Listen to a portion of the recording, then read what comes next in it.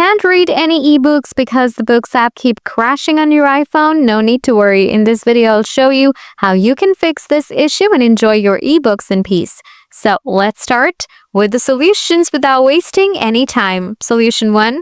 Force restart your iPhone. To do this, hold the power button and the volume up or down button together for a few seconds, and this menu will pop up. Next, slide the power button that says slide to power off, and your iPhone will restart on its own. Once on, just check if the issue is solved.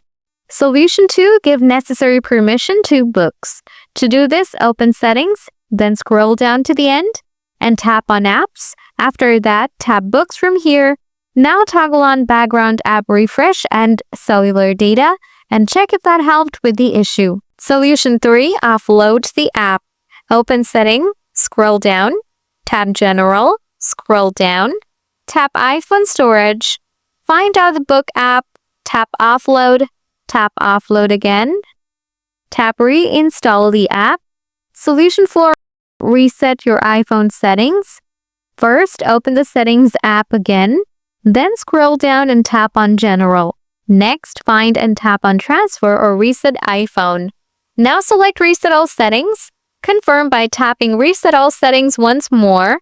Your settings will now be reset and the issue should be gone. So, guys, that's how you can fix Books app keep crashing on your iPhone.